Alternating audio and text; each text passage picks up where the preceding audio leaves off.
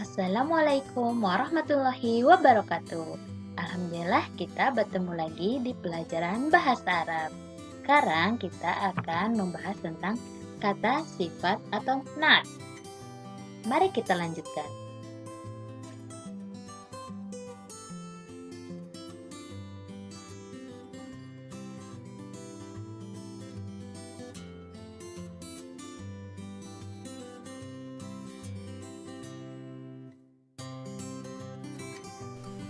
Hai anak-anak, bertemu lagi pada pembelajaran bahasa Arab. Kali ini kita akan belajar tentang kata sifat.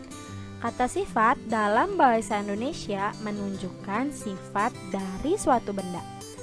Dalam bahasa Arab, kata sifat disebut na'at atau an-na'tu. Coba kalian perhatikan gambar dan mufrodat yang akan ibu berikan. Wasi'un, wasi'un, luas. Wasi'un, luas. Halaman rumah tersebut terlihat luas. Wasi'un, luas. Selanjutnya, nazifun, nazifun, bersih.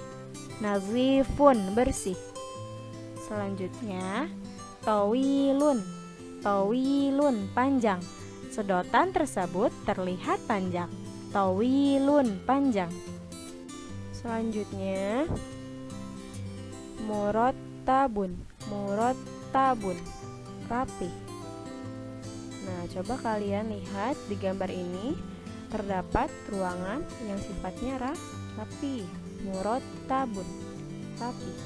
Kemudian, mahirun, mahirun, pandai. Mahirun, pandai.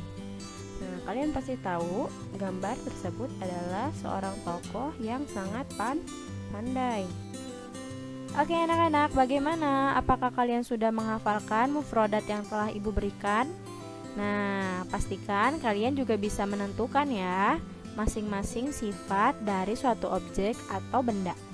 Sekarang ibu akan memberikan contoh penggunaan pola kalimat kata sifat atau na'at dalam bahasa Arab. Haza atau hazihi atau zalika atau tilka, keempat kata tersebut adalah kata tunjuk. Ingat, kata tunjuk. Haza artinya ini, menunjukkan pada muzakkar atau laki-laki. Hazihi artinya ini, menunjukkan pada muannas atau perempuan. Zalika artinya itu, menunjukkan pada muzakkar atau laki-laki.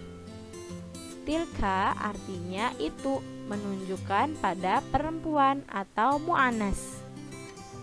Nah, bagaimana? Anak-anak sudah paham sampai sini? Ya, anak-anak perlu kalian tahu ada kata yang masuk dalam kategori laki-laki atau muzakkar, ada kata yang masuk dalam kategori perempuan atau muannas.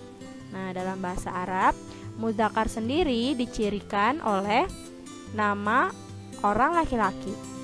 Yang kedua, kata benda tanpa akhiran huruf tamarbutoh. Nah, sedangkan muannas sendiri tandai dengan nama orang perempuan. Semua nama orang perempuan menunjukkan pada kata perempuan. Kemudian muannas juga berakhiran tamarbutoh. Nah, sampai sini apa kalian sudah mengerti? Nah, setelah kalian menuliskan kata tunjuk di awal kalimat, kemudian dilanjut dengan alif lam dan dilanjut dengan ismun. Apa itu ismun? Apa kalian tahu? Ya, ismun adalah setiap kata yang menunjukkan pada orang atau hewan atau tumbuhan atau benda atau tempat atau waktu atau kata yang tidak mengandung waktu. Nah, semua itu disebut ismun. Ya, Kemudian setelah kalian menuliskan salah satu kata tentang ismun yang tergolong ismun ya, yang tadi, dilanjut dengan sifatun. Ya, naat sendiri ya, naat atau kata sifat, tambahkan kata sifat di akhirnya. Nah, Ibu kasih contoh ya, ini ya. Hadzal baitu nazifun. Rumah ini bersih. Hadza. Hadza artinya ini, menunjukkan pada apa? Pada muzakkar. Iya, benar. Ada alif lam setelah hadza? Ada ya, alif lam. Nah, kemudian setelah alif lam disambung dengan ismun. Baitun artinya rumah.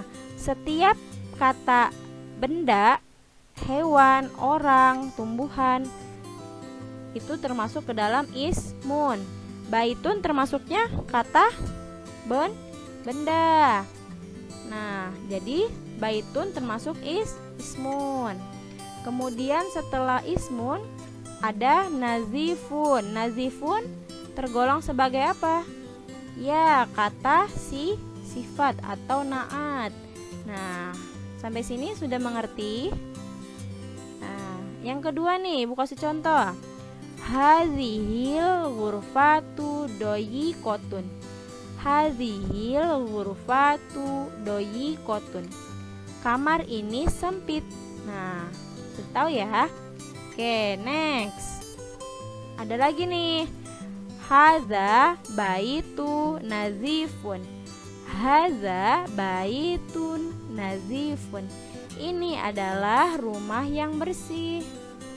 Oke. Sama ya, tadi ya. Ada kata tunjuk di awal kalimat, kemudian dilanjut ada ismun, kemudian dilanjut ada sifat atau naat. Oke, next. Oke, bagaimana? Tadi kita sudah belajar tentang pola kalimat kata sifat atau naat. Nah, sekarang Ibu ada soal latihan buat kalian. Isilah titik-titik di bawah ini dengan kata sifat yang tepat. Ya, kita terjemahkan bareng-bareng ya, nomor 1 ya.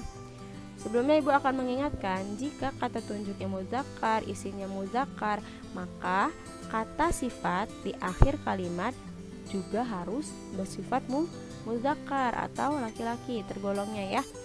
Nah, jika kata tunjuknya dan isimnya itu muannas, maka kata sifatnya juga harus muannas. Ya, coba nomor 1 kita terjemahkan. Hadzar wafi artinya ini adalah sebuah rak. Nah, kalian lengkapi kata sifat yang tepat untuk kalimat nomor 1 apa? Oke. Coba nomor 2 sekarang. Nomor 2, hadzihil ghurfatu. Hadzihi menunjukkan muannas atau muzakkar? Ya, muannas ya, perempuan. Kenapa? Karena lihat isimnya berupa muzakkar atau muannas. Salah, muannas ya. Ya, karena apa? Karena nih yang Ibu tunjuk ada tamar butoh di akhir kata. Ghurfatu artinya ruangan, tidak menunjukkan nama seorang perempuan, tetapi ghurfatu memiliki tanda di akhirnya terdapat tamar butoh, maka ghurfatu dikatakan atau tergolong ke dalam muannas.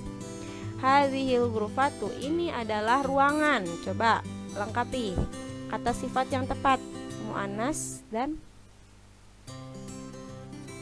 kata sifatnya harus muannas ya. Nomor 3, zalikal waladu. Zalikal waladu. Zalika artinya itu adalah seorang anak laki-laki. Ya, kata sifat yang tepat.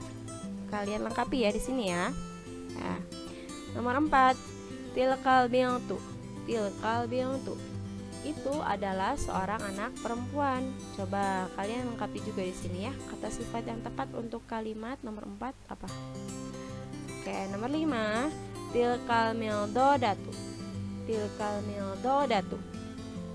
Tilkal mildodatu. itu adalah sebuah meja. Lagi-lagi ada tandanya ya. Mu'annas dicirikan dengan ta marbutoh yang Ibu tunjuk. Ya, jadi kalimat ini mu'annas dari kata tunjuknya, dari isimnya, maka kata sifatnya yang akan kalian isi harus mu'annas juga ya. Tilkal mildodatu. Nah, coba lengkapi ya titik-titik di kalimat nomor 5 ini. Oke, semoga bisa mengerjakan.